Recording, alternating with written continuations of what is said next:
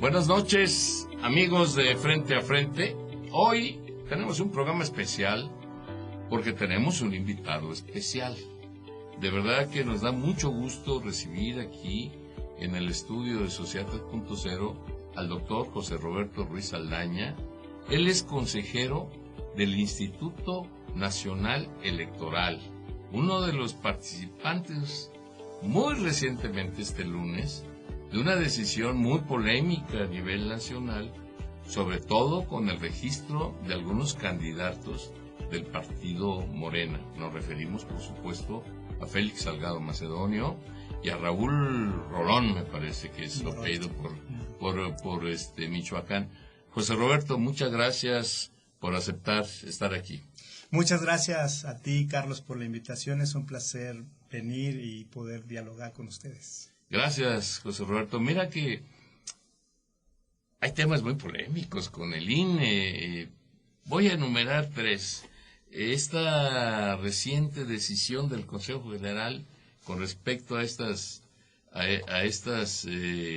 candidaturas que le fueron retiradas a dos personajes si no emblemáticos, al menos significativos para el partido Morena.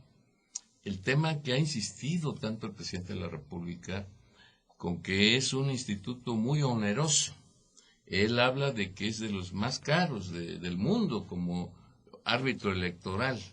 Y luego, por supuesto, el tema de la composición interna del Consejo, cómo se está desarrollando esta actitud del TRIFE, del Tribunal Electoral, con respecto a regresarles a ustedes el tema de las candidaturas. Hay otro tema por ahí que señala que por qué no se tomaron las mismas decisiones con más candidatos, o por qué antes no se tomaron decisiones con respecto a la comprobación de los gastos de precampaña, José Roberto.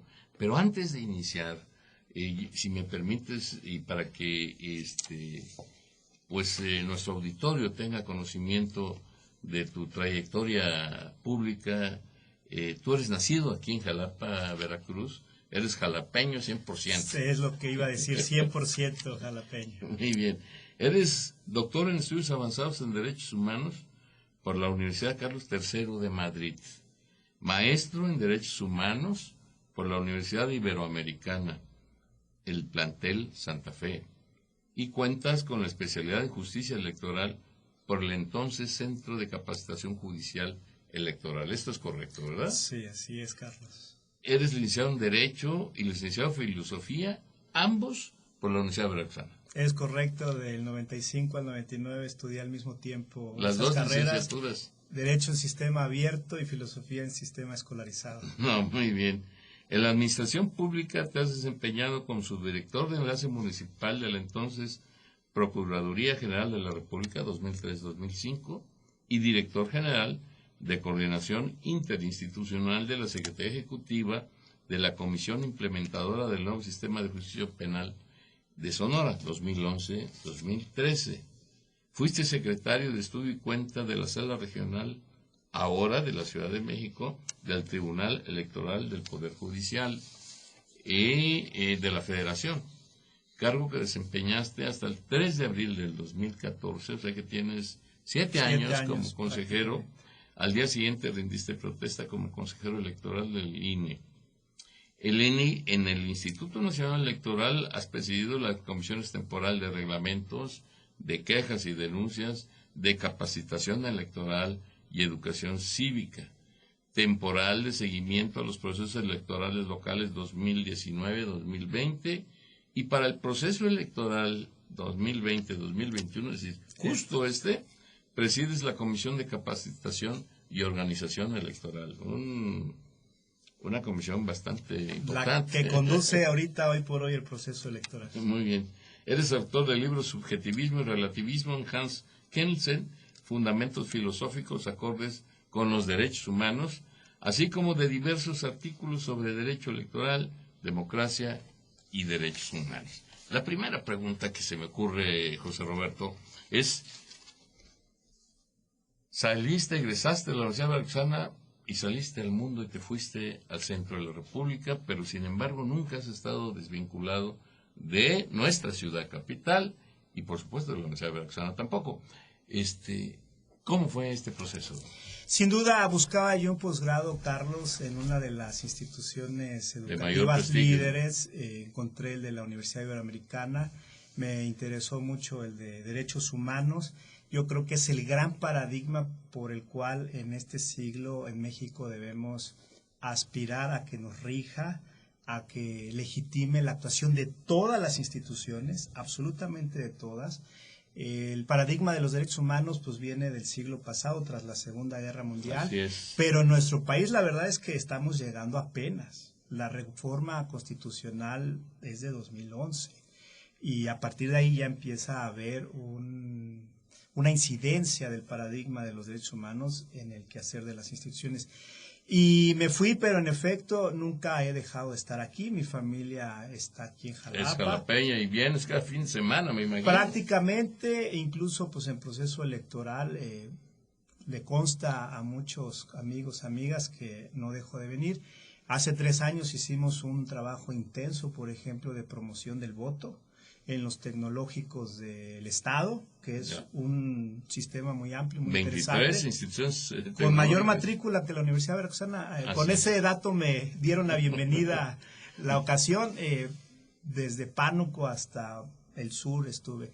Y también pues promoción del voto y la participación del voto informado, porque no basta con ir a depositar un voto, hay que informarse todo lo que conlleva las elecciones. Claro. En distintas facultades de la universidad. Y bueno, imagínate, Carlos, que yo nunca he sido un consejero que me quede en mi oficina, ¿no? Creyéndome una alta burocracia. Creo que sería un gran error. Hay que estar cercano a las y los compañeros del INE.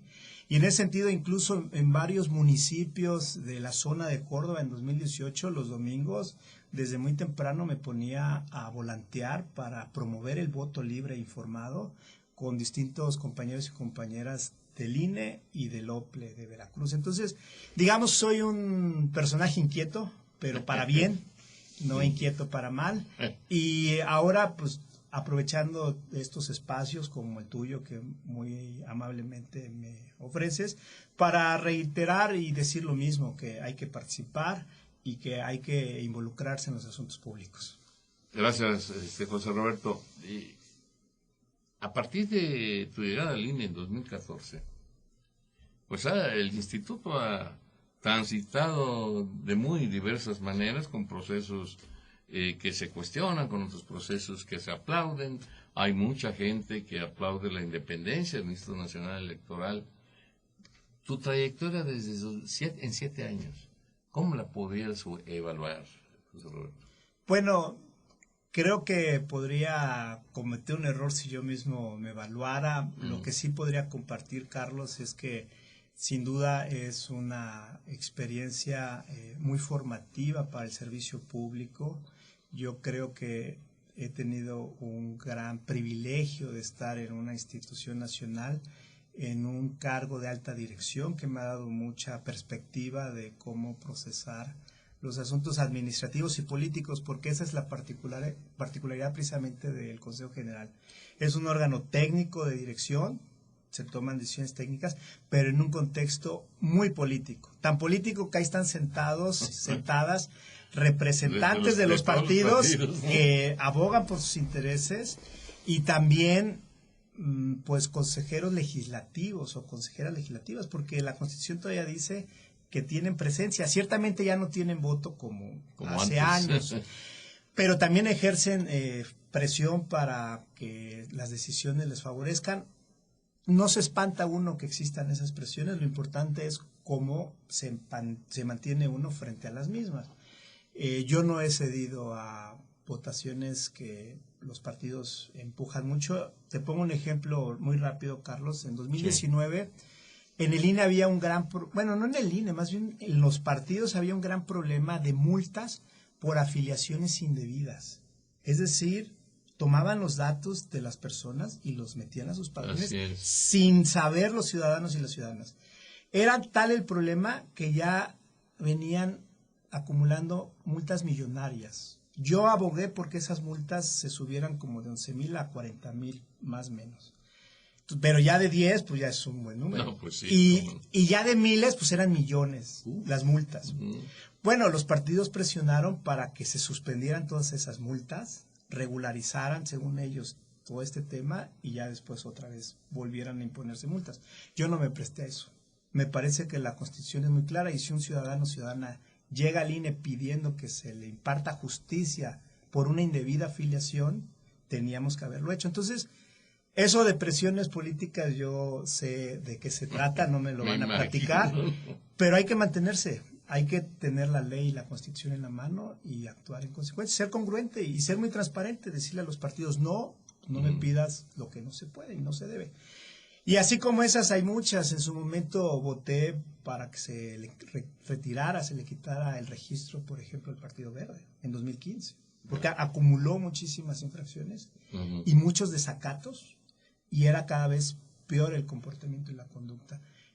No prosperó esa votación, si no mal recuerdo fuimos 4 de 11, pero bueno, ahí está mi trayectoria. El día que quieran cuestionarme si llegase yo a aspirar a algún otro cargo, alguna otra función pública, todo afortunadamente es transparente y está documentado. Apegado a la ley, además, ¿no? Sí, de que haya acusaciones, pues nunca van a faltar. No, nunca está uno exento. Lo importante es que demuestren de que se acusa a uno, ¿no? Todo está documentado, afortunadamente es una gran ventaja ahora tener el internet, ahí claro. Está la trayectoria de uno, Carlos. Oye, ahorita acabas de tocar un punto, y te digo esto porque yo fui parte de un proceso electoral hace algún tiempo, algunos años, y la primera inquietud que tienen muchos ciudadanos, y que por supuesto donde me incluyo, son las candidaturas independientes.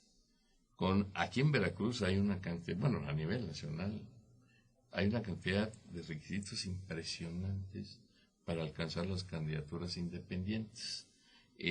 No ocurre así con los partidos. Yo creo que tienen más accesibilidad al registro los que aspiran a convertirse en partidos políticos a los ciudadanos que quieren participar de manera independiente.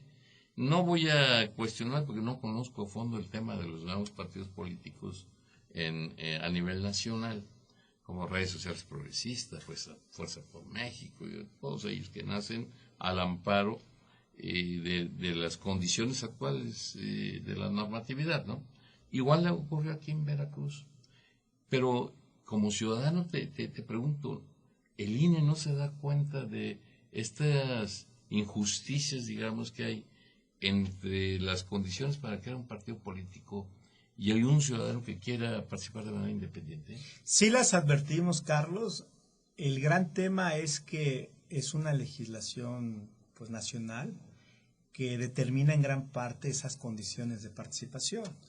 El INE, por mucho que quisiera potenciar derechos humanos... Es el Congreso el que define. Sí, ¿y quiénes están en el Congreso? Pues los partidos.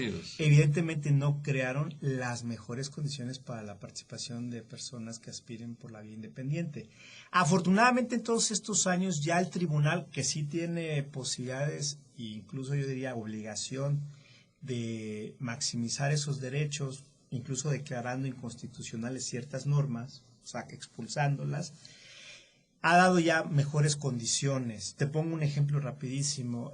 A nivel local se pide que el porcentaje de apoyos sea en cierto porcentaje de la lista nominal de ciertas regiones o ámbitos. Entonces, si tienes tú un número de apoyos muy grande, pero no exactamente en la distribución que te la piden, no cuenta. Lo cual es absurdo. Así es. Bastaría, y afortunadamente el tribunal ya dijo, no importa a nivel local de dónde vengan esos apoyos, si es el número que pide la ley, adelante, avanza.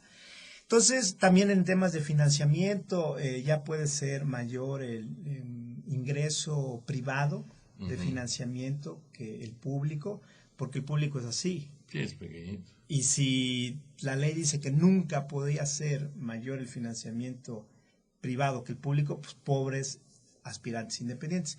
Entonces, en resumen, Carlos, sí se necesita mejorar las condiciones, pero desde la ley, Y creo que hoy por hoy ya se ha hecho bastante. También algo que yo creo que es importante recordar, quienes aspiran por la vía independiente deben de tener un trabajo de muchos meses Sí, claro. previos. Ya candidatos no se pueden improvisar. No, tanto por la red que significa levantar los apoyos para aspirar a la candidatura, Sí, porque son dos etapas. Sí.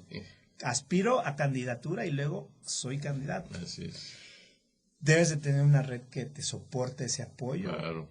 Diario recolectar un número meta de firmas para que se pueda. Y el INE ha hecho precisamente en esto pasos para facilitar este trabajo.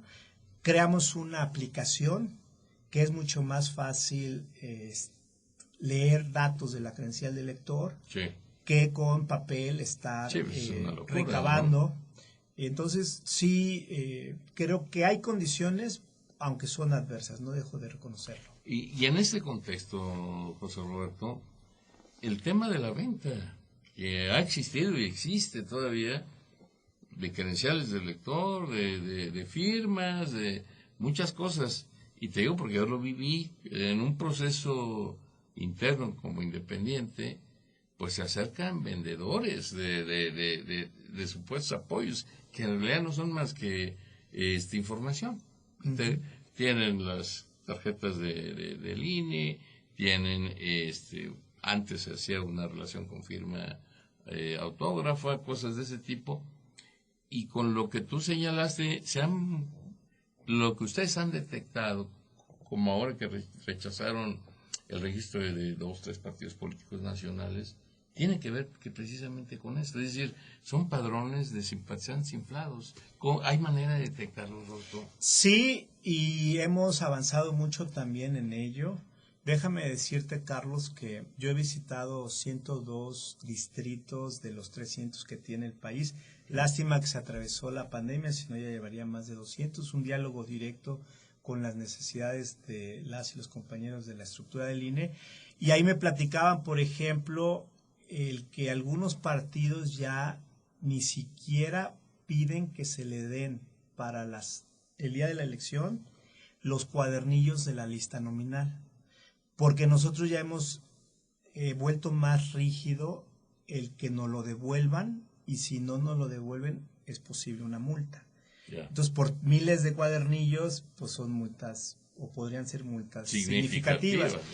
Entonces, hay partidos que dijeron ya no, pero de todos modos, en México, el área mandaba imprimir para todos los partidos esos cuadernillos, es decir, papel y recursos tirados.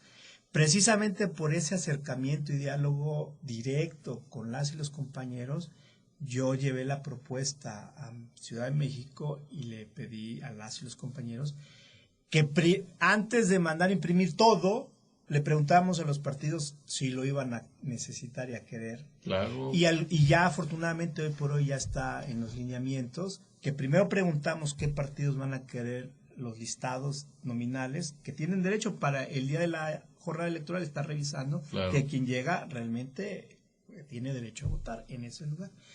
Entonces, un acercamiento así, un diálogo con las y los compañeros, permite tomar decisiones de alta dirección. Lo que decía yo hace un momento, no encerrarse en esa burbuja que tanto daño hace. La vinculación, ¿no? El diálogo, no sentirse de un planeta de una distinto. Élite. Pues sí, de una élite. Y en ese sentido, pues ya van a circular menos los cuadernillos, porque hay partidos que ya no los van a tomar. E incluso propuse, y es algo reciente, afortunadamente prosperó, que haya menos datos personales en esos cuadernillos de las y los ciudadanos, para que si aún así se perdieran, porque no voy a desconocer esa realidad, claro que era un mercado negro. Muy cotizados. Y supongo que de millones hemos dado vista a la FEDE y a la Policía Cibernética, porque ha habido casos de anuncios en internet que se venden esas bases de datos. Cada vez menos, pero pues es un grave problema en el que se meten seguro, quienes hacen eso. Entonces, hemos ido avanzando. Yo reconozco en ese sentido que no soy el único que he llevado propuestas. También en su momento el ex consejero Benito Nasif hizo propuestas de este tipo. Él fue quien impulsó que ya hubiera modalidad de la credencial, o modelos más bien, donde él optara al ciudadano de no tener ahí su dirección. Yeah. Poco se utiliza, es decir, la ciudadanía sí prefiere para que sea realmente un medio de identificación completo, claro, pero es otro pasito, si alguien quiere verlo así, de ir cuidando los datos, de ir cuidando todo lo que conlleva la lista nominal y el padrón electoral. No se me escapa el diferendo que hubo entre la Presidencia de la República y el INE con respecto a la base de datos que ustedes tienen de la población, ¿no?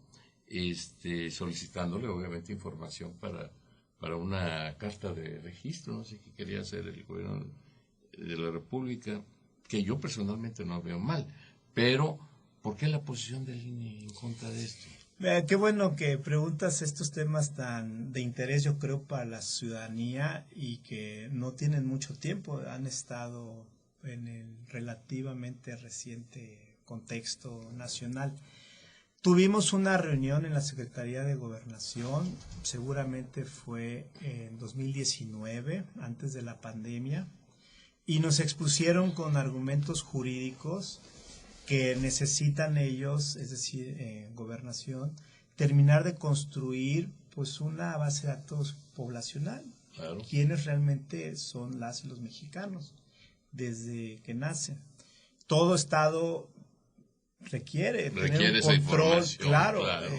Yo cuando estudiaba los posgrados en España me di cuenta lo muy acuciosos que son por toda esa regulación precisamente de la comunidad comunitaria europea. Pero regresando al caso concreto, Carlos, mi lectura jurídica es que sí, el INE debe de compartir esos datos biométricos a autoridades que tienen obligaciones de ese mismo tipo, no a cualquier autoridad. Claro. Las que por ley tengan. De hecho, así está redactada la Ley de Protección de Datos Personales. Uh-huh. Que cualquier institución que tenga los debe de compartir a otra, y la otra tiene que usarlos solo para ese fin y cuidarlos también. La esencia de esa ley, o esa parte de la ley. Pero bueno, lamentablemente hay compañeros en el INE que ven mucho a la institución con cierta dosis de patrimonialismo. Es decir, que lo que es del INE es del INE.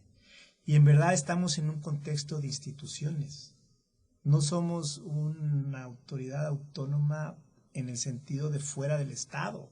Tenemos que trabajar con las demás instituciones del Estado. Así es. Y creo que se hizo mal en que, terminando la reunión, esa ocasión con la Secretaría de Gobernación, cuando el compromiso y el acuerdo era seguir revisando jurídicamente el cómo sí o el cómo no, para llegar a una conclusión, se desató una campaña desde el INE, obviamente yo nada tengo que ver, sino quienes manejan la comunicación social, del INE defiende tus datos.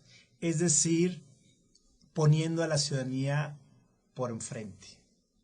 Yo creo que no es la forma de proceder, de conducirse. Creo que hay que tener mucha responsabilidad en estos cargos, en estas funciones, porque se tratan de decisiones importantes para la sociedad, y porque lo que siempre está de por medio no es menor precisamente para la sociedad. Yo creo que pudimos haber dado esos pasos con la ley en la mano, generando las garantías, y a nadie le conviene que se gasten cientos de millones de pesos en reproducir lo mismo que otra institución ya tiene. Claro.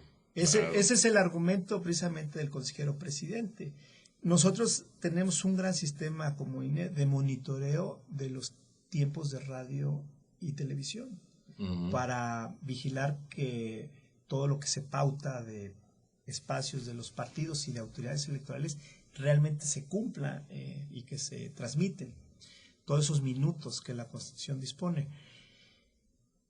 Sin embargo, el Estado mexicano también ha destinado recursos para esos monitoreos desde Segov, y también IFT. O sea, Yeah. 3 instituciones hacen lo mismo. Son de las cosas que yo creo que no es ni retórica ni ideológica pensar y reivindicar una austeridad, es decir, austeridad en el sentido de realmente saber ejercer los recursos públicos. Pero bueno, no quería entretenerme tanto en este ejemplo No, que pusimos. no, muy bien. No, ilustraste muy bien lo que pasó y que se deriva evidentemente de posiciones o de enfoques particulares o que se derivan de presiones de partidos políticos, porque más que el tema electoral, aquí a veces las decisiones del Consejo General del INE se ven, a querer o no, José Roberto, tú lo sabes mejor que yo, se ven influidos por las presiones de los partidos políticos. No podemos olvidar que el proceso de designación de los consejeros es básicamente a propuesta de partidos políticos. Sí. Y donde habría que mejorar ese tema para realmente ciudadanizar al INE, ¿no? Que no esté tan vinculado a los partidos políticos, porque en la medida en que esta ciudadanización se pueda construir, va a ser mejor árbitro para los mexicanos, ¿no? En nuestros procesos electorales. Y si me permites, más allá de lo mejorable que es el procedimiento de designación de las y los consejeros, creo que la ciudadanía debe involucrarse más en vigilar lo que hace el INE y en general todas las instituciones, porque creo que ese es todavía un signo de nuestra no consolidación de cultura política y democrática. Nos interesamos como ciudadanas o ciudadanos en las coyunturas, cuando están los temas, pero no permanentemente. Y el día que como mexicanas y mexicanos nos informemos, exijamos y participemos permanentemente en los asuntos públicos, ese día realmente vamos a estar del otro lado en términos de madurez y democrático y rendición de cuentas también. Oye, y ahorita que estamos hablando de procesos electorales, bueno, pues ahí está el tema de la reunión que tuvieron ustedes el lunes, donde por 6 votos contra 5 se ratificó la negación de las candidaturas de Félix Salgado Macedonio en Guerrero y de Raúl Rolón en Michoacán, entre otras, estas dos eran las importantes, pero antes ustedes ya habían tomado algunas decisiones con otros candidatos. ¿Por qué se niega esta? ¿Cuál es la razón jurídica, Roberto, tú que eres un brillante abogado? ¿Y cuál es la razón jurídica para negar las candidaturas y que en otros casos no han actuado igual? ¿Qué pasó ahí? Creo que es importante decir algo de inicio, Carlos. Es cierto que la LGIPE, la Ley General de Instituciones y Procedimientos Electorales, surgida en la reforma del 2014, dispuso que quien no entregue su informe de gastos de precampaña se le niega o cancela la candidatura si es que ésta ya la había obtenido. Es cierto que eso dice la ley. Nos llegó el primer caso de ese supuesto en 2016. Yeah. Con la entonces participación del señor David Monreal en Zacatecas a gubernatura. Pues todos aplicamos la ley, salvo el consejero Benito Nacido en aquel entonces, que dijo, pues desproporcionado. Hagamos de cuenta que sí dice eso, pero derechos humanos, dejémoslo pasar. 10-1 dijimos no. Y de eso se fue al Tribunal Electoral en ese entonces. Y el Tribunal Electoral dijo, INE, ¿no te diste cuenta que en realidad ese informe fue extemporáneo? No es que nunca lo hubiese presentado. Entonces ya no es la misma sanción, no es el mismo supuesto. Déjalo pasar. Y pasó. Fue candidato, de hecho, el señor David Monreal. Se presenta esta misma situación para Guerrero y Michoacán de cargos de gubernatura. Mi argumento fue, acudamos a ese precedente, para eso son los precedentes en materia electoral. Así se ha construido la materia electoral. La jurisprudencia, sí. Sí, 3 asuntos iguales es jurisprudencia y no hay que omitirla, so pena de incluso responsabilidad. Pero son orientadores y son importantes esos precedentes, precisamente porque para eso está un tribunal. Entonces, mis colegas dijeron prácticamente 9-2, no nos importa el precedente del 16, acudimos a lo que dice la ley. Y así se fue al tribunal. El tribunal nos dice, por algunas razones, exactamente no aplica el asunto del 2016, matices, pero te ordeno, INE, que revises qué sanción es la correcta, en una gama amplia, desde una mínima hasta sí la pérdida o cancelación de la candidatura. Entonces, ahora con ese análisis de este último asunto de la Sala Superior, yo lo que veo es que el tribunal dice, busca una sanción proporcional.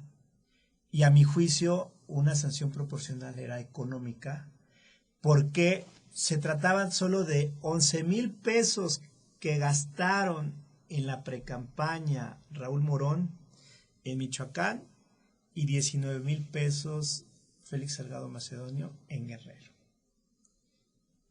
Totalmente, muy poco, sí, como para decir que con eso ya merecen la cancelación. ¿Por qué es realmente muy poco? Porque el tope de gastos de campaña es tal que ese monto no es ni el 1%. Significa que no fueron tramposos o temerarios en gastar en la precampaña para obtener la candidatura, una ventaja indebida. Claro. Significa que ellos estaban en la creencia de no estar haciendo precampaña porque el partido les dijo no hay proceso interno, eso es lo que les dijo el partido. Y esos gastos son de lo que se deriva y advierte de lo que subían en sus Facebook, de lo que andaban haciendo. La promoción que andaban haciendo, ¿no? Sí, pero no eventos masivos, no, nada de millones. Ese es mi argumento ahora, que es desproporcional negarle las candidaturas a gobernaturas por menos de 20,000 pesos a ambos. Ya volvió a irse al tribunal el asunto, no sé qué vaya a pasar, es impredecible ese tribunal, pero sí me parece un falso debate quienes escriben y escriben en columnas diciendo es que la ley es la ley. Incluso colegas míos, es que la ley es la ley. Ya no estamos en ese supuesto, porque ya precisamente el tribunal, con las sentencias con las cuales nos regresó los asuntos, dijo, valora la proporcionalidad dentro de esta gama de posibles sanciones, cuál amerita para el caso concreto. Si no hubiera sido esa sentencia y nos hubiera dicho, aplica la ley, pues ahí estaba finiquitado el debate. El tema. Pero no es ese. Yo de hecho lamento que me acusen de defender a estas personas diciendo es que usted no quiere aplicar la ley. Es que ya no estamos en su puesto. Reitero, el tribunal dijo, dentro de una gama busquen la sanción proporcional. Tan es absurda la pérdida o cancelación de la candidatura con menos de 20,000 pesos, que si algún día tuviéramos un supuesto de alguien que en precampaña sí se gastara 20 millones de pesos, tendríamos que hacer eso, cancelarle la candidatura, y sería equivalente la sanción a alguien que hubiese gastado menos de 20,000 pesos. Ahí está ejemplificado el absurdo de este asunto. Sí, sobre todo la desproporción. Y en este consejo, esta reunión de trabajo que estuvieron ustedes como consejeros del lunes, se tardaron 4 horas, Roberto, y además tuvieron una audiencia numerosa, ¿no? Por las redes servían. ¿Qué tal estuvo? ¿Cómo fue ese proceso? ¿Estuvo álgido? Yo no tuve oportunidad de verlo, pero ¿qué tal estuvo? Pues ciertamente la adrenalina está al máximo en todos, no se siente el cansancio. Hemos tenido sesiones de 12 horas en 2015, hoy por hoy incluso ese tema solo era de Morena. Recuerdo pues debates legendarios cuando participaban en Consejo General el entonces representante Horacio Duarte, muy buen debatidor. Estaba también ahí sentado el actual gobernador de Chihuahua, Javier Corral, que es otro magnífico orador, mi respeto. Ha estado aquí con nosotros, fíjate, Javier. Extraordinario. Me tocaba sentarme a dos lados de él cuando él era consejero legislativo, que era senador. Sí. También le ponía mucha pues picardía el entonces representante del PRD, Guadalupe Acosta Naranjo, y mis respetos para don Pablo Gómez, que también fue representante del PRD parlamentario ahí, muy capaz, ¿no? Muy listo en el debate. Yo he ido aprendiendo de todos ellos porque llegaron a coincidir todos al mismo tiempo en 2015 y eran en realidad sesiones muy... De mucho aprendizaje, pero de muchas horas, ¿no? De muchas horas y de, pues realmente debate. Yo creo que el Consejo General del INE es un lugar donde realmente hay debate. Yeah. Porque incluso lo he escuchado decir así de legisladoras y legisladores. Uh-huh. En el Congreso a veces hay debate, pero generalmente no hay debate, no se están escuchando. Hay línea, José Roberto. No solo eso, sino que al ser tanto no se están escuchando. Y aquí tiene que estar uno pendiente para realmente sobrevivir ante alguna alusión. Sí, claro, ¿no? No te vayas a quedar callado porque no sabes ni de lo que están hablando, ¿no? Sí, y veía yo en aquel entonces cómo entre partidos tenían sus propias estrategias para pues debatir contra otros, contra la oposición. Y ahora, pues, es básicamente todos contra uno, es lo que he visto. Pero bueno, así son los nuevos tiempos.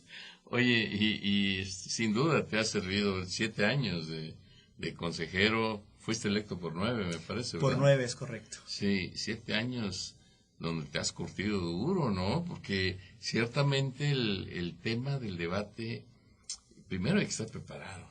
Segundo, hay que articular bien las ideas, porque no puedes quedarte atorado en alguna expresión que desarrolles, pero sobre todo, como tú dices, aprender de los grandes debatidores o parlamentarios que ha habido dentro del INE como representantes de partidos. Roberto, un último tema, esa diferencia de opiniones entre el consejero presidente del INE y el presidente de la República.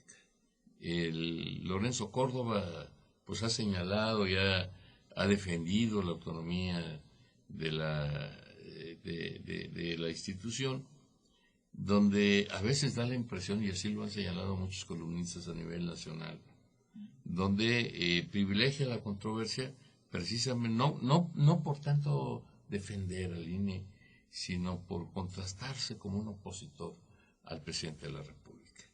Y eso es lo que hemos venido viendo durante los últimos 2 años, casi desde la llegada del presidente López Obrador al gobierno de la República. Andrés Manuel López Obrador ha acusado desde el 2006 al entonces IFE, ahora INE, porque pues no actuó según su opinión, de la mejor manera en los procesos electorales de 2006, ni tampoco en el 2012, porque dice que se utilizaron recursos y los entonces consejeros, cuando menos soslayaron este proceso. Tú que ya estás dentro, que conoces bien el Instituto Nacional Electoral, ¿cómo es este tema de la controversia? Sin duda, no hay empatía y sí hay cierta dosis de antipatía, no sé, del presidente hacia el consejero presidente. ¿O hacia el presidente? No, hacia el consejero presidente. No sé si al INE necesariamente es una institución. Te digo porque ha señalado el presidente, después de esta negación o ese retiro de las candidaturas, perdón que te interrumpa, sí, que es un organismo muy, muy caro, que es el más caro, si no es que uno de los más caros del mundo. Fíjate, Carlos, que ese es un capítulo, yo creo, de la diferencia el tema económico. Pues hay quienes se ampararon para no ganar menos que el presidente, claro. O dicho de otra forma, para ganar más que el presidente. Que yo la verdad no entiendo jurídicamente por qué prosperaron esos amparos si es la propia Constitución la que dice que no se puede ganar más que el presidente. Bueno, sí sé por dónde se fue el Poder Judicial, no lo comparto, pero es una historia larga y muy técnica. Yo no me amparé, no por querer mandar señales de ningún tipo al gobierno. Creo en la autonomía y la he ejercido, ahí está mi historia, pero pues si es que sí dice eso la ley, la Constitución. Entonces, ¿para qué negarse? Además son muy dignos los ingresos abajo del presidente, de todos modos. Son muy decorosos, por supuesto. Claro, pero bueno, dicho sea de paso, incluso el prestigio que uno puede construir desde estos cargos, pues ya es algo benéfico para uno, ¿no? Claro, pero bueno, claro. Yo creo que ese es un capítulo de la diferencia, el que no se le ha dado también todos los recursos en los presupuestos que se han solicitado del 2019, 2020 y 2021, pero la realidad es que eso proviene de la Cámara de Diputados y Diputadas y creo que han tenido razón desde la Cámara de Diputados y Diputadas de no asignarle todo al INE, porque se pedía de más. Había sobrepresupuestación. Caramba. Sí, cada fin de año sobraban cientos de millones de pesos que no se devolvían a la tesorería de la Federación. Iban quedando en guardaditos. Sí. Imagínate que en 2016, Carlos, el Congreso de la Unión nos ordenó hacer la elección para la Asamblea Constituyente de la Ciudad de México. Dejó de ser Distrito Federal para ser Ciudad de México. Hubo un constituyente que hizo una nueva constitución, hubo elección para ello, para elegir al constituyente. Y esa elección costó como 400 millones de pesos y el INE la hizo con recursos que hubieran sobrado. Fíjate. Porque siempre sobran. También en 2015 se hizo la elección extraordinaria de Colima de gubernatura, sin que Hacienda nos diera ningún peso. Era también dinero que iba a sobrar. Entonces, esta legislatura lo único que ha hecho es corregir esa sobrepresupuestación. Entonces, ahí hay un diferendo. Y luego también creo que hay un diferendo ideológico de quién es más de izquierda. Si el presidente de la República o el del INE. O el del INE. Y yo creo que no debiera haber sido, pues, esa historia así. Porque el árbitro que somos, yo creo que debemos ser menos protagonistas. Y lamentablemente eso es lo que no se ha tenido, pues, en estos años. Yeah. Si se cree uno más de izquierda, pues no hay que estarse ni comparando, ni ostentando, ni diciendo. Hay que sacar el trabajo que es técnico. Lo primero. Y ya después, cuando termine el encargo, pues sí, ya contrastarse con quien sea, con quien quieran, pero no ahora. Yo creo que eso también no ha jugado para bien para la institución.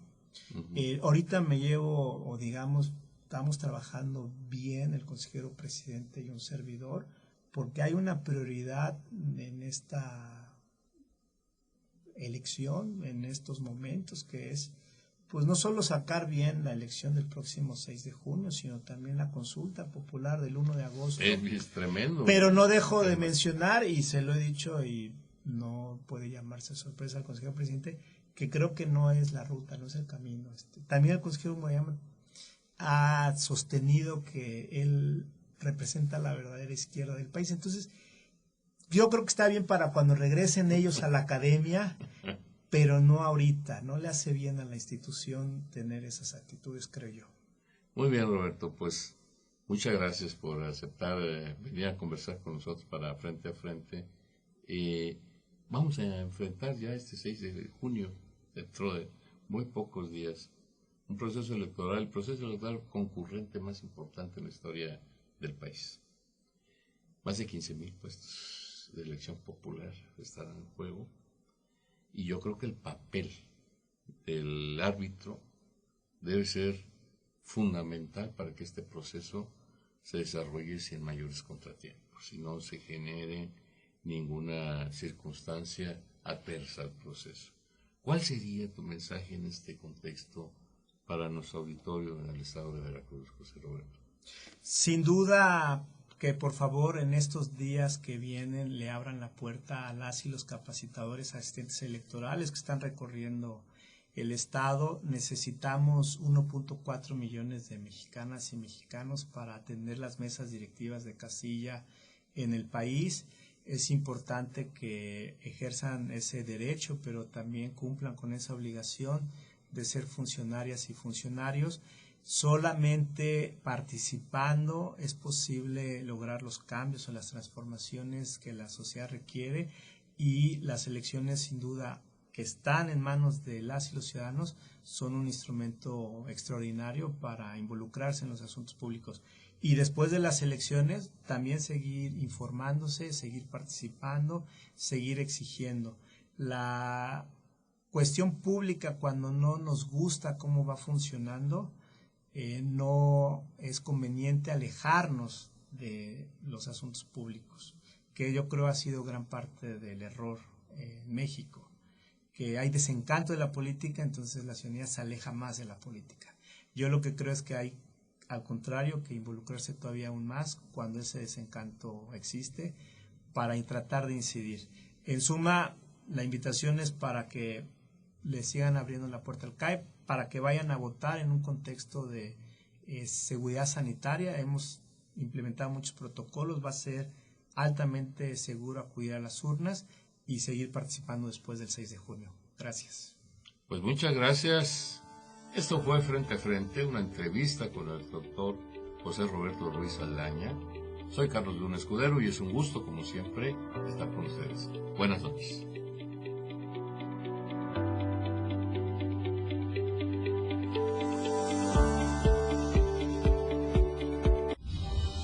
Sociedad 3.0 Multimedios presentó